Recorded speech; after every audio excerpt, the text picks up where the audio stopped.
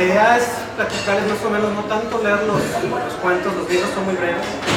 Entonces, al ser muy breves los libros, no vale la pena que aquí leamos los cuentos, porque sería como gastar tiempo y aparte vender la mitad del libro, ¿no? Entonces, no se trata de eso, más bien lo que voy a tratar de contarles es cómo surgió cada uno de los tres cuentos. Al libro lo conforman tres cuentos y bueno, voy a más o menos darles un texto de cómo surgió cada uno de esos cuentos, ¿no? Bueno, el primero de los cuentos se llama como el título del libro, Strikeout, y bueno, es esta la historia del cuento, ¿no? Como les dije, es el cuento que da título del libro. La imagen que le da origen o cómo surge el cuento la vi por primera vez en 2002. Tengo que confesar que yo ni siquiera soy un fanático del béisbol. Soy un amante de sentarme ante el televisor y maquillar mi cerebro con los deportes. Pero en particular el béisbol me resulta aburrido, terno, anticlimático y un simple pretexto para tomar cervezas y comer hot dogs durante horas. Sin embargo, de la imagen que les hablo, quizá algunos de ustedes la tengan en la memoria, no sé si algunos de ustedes la hayan visto, es el pitcher Randy Johnson, uno de los lanzadores más famosos de los últimos tiempos. En el 2002, en un juego de pretemporada entre Arizona y San Francisco. Es un partido intrascendente que nadie recordaría, ni siquiera los encargados de llevar cada estadística de este deporte, de no ser por una paloma blanca, como esas que simbolizan la paz y mueren incendiadas en los pebeteros olímpicos.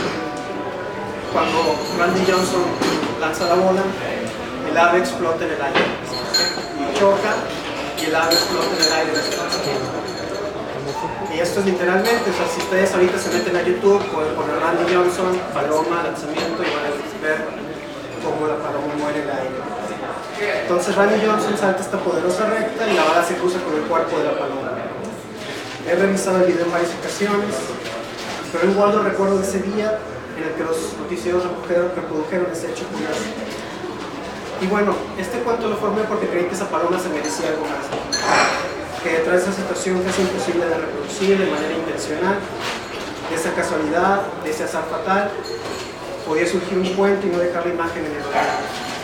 Al final de cuentas, ¿de qué nos sirve escribir si no es para intentar detener el tiempo? Es que si en esta vida, detrás de cada acontecimiento, hay otros que lo explican. Calculen la cantidad de hechos y condiciones que tuvieron que presentarse para que la bola lanzada por Randy Johnson tuviera su encuentro con esta paloma. Como nos daría un tremendo dolor de cabeza entrelazar cada dato, cada variable, más vale echarle la culpa al destino, a los dioses o al caos que nos sube esta parte. Es decir, el cuento de Strikeout surge ante esta idea que yo en 2002 veo cómo la paloma se revienta, muere, y creo que vale la pena contar la historia desde la perspectiva de la paloma. O sea, no tanto desde un hecho azaroso nada más, sino como darle otro giro a la visión de la paloma y cómo va al encuentro con esta voz. Pero bueno, espero que ya cuando lo lean se puedan dar cuenta de cómo funciona el texto. El segundo cuento que conforma el libro se llama Pulsaciones. Es el cuento intermedio, es el más breve de todos, y la idea surge ante la necesidad de escribir un relato erótico. Sin embargo, más que tratarse de una descripción del encuentro de dos personas, trata de analizar las posibilidades de una relación sexual que trasciende lo físico, entendiendo que el mayor placer sexual se encuentra en la mirada del otro, más que en alguna de nuestras determinaciones de placer.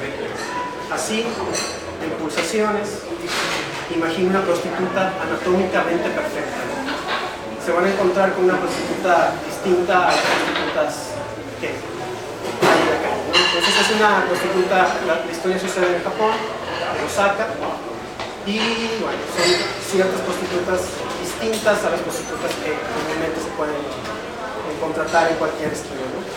¿Por qué? Porque es una prostituta que otorga al cliente la ilusión de un futuro radiante, de regresar a la juventud, y que a cada cliente le abre su corazón. Entonces, el primer cuento, como les digo, pues es Strikeout. El segundo, que es intermedio, se llama Pulsaciones, y el tercer cuento, que es el que finaliza ya con el libro, se llama Ojos de Gato Siamés. Es un cuento de vampiros. Nunca había escrito un cuento de vampiros, y este es mi primer cuento de vampiros, y me da gusto que esté publicado porque Nunca había intentado escribir sobre vampiros y es el primer cuento que trata así. Sin embargo, no es un cuento de vampiros que hable en contra de ellos, no los trata como monstruos, sino como otra especie más, con la dicha y la maldición de ser mortales y con la particularidad de alimentarse de los seres humanos, nada más. Y bueno, porque no veo nada extraño en beber la sangre de alguien, o en devorar otro ser vivo, o en matar para renovar. Al final de cuentas, no hay nada más terrorífico que los rastros que tenemos nosotros, o comer animales como los comemos nosotros, ¿no? Entonces, alimentarse de otro ser vivo, como lo puede hacer un vampiro, para mí no tiene nada de terrorífico a diferencia de lo que pueden ser los seres humanos. Entonces, bueno, al estar del lado de los vampiros, mi antagonista se convierte en la iglesia. La ignorancia pueblerina, los sacerdotes de doble moral, los ansiosos por atacar al desconocido y utilizar las cruces como estandarte. Es una historia de venganza, de amor, de pérdida. Otro texto más entre protagonistas separados por las diferencias de sus orígenes.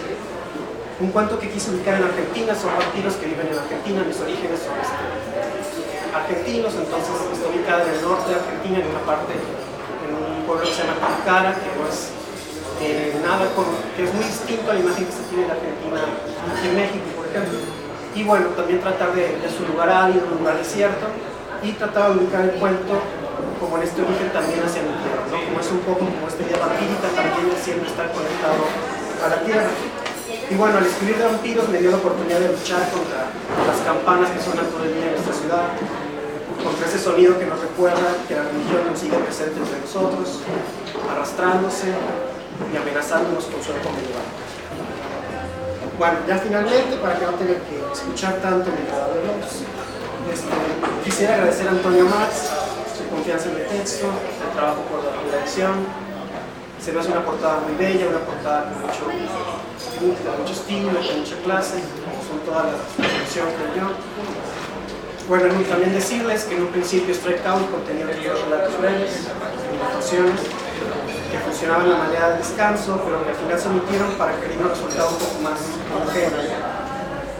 La ventaja de la decisión es que creo que el libro puede leerse como 3 intentos, quizás fallidos, al igual que los strikes, de acercarse a la buena prosa con la intención de algún día conectar la bola, el hit o incluso dar un imposible home run.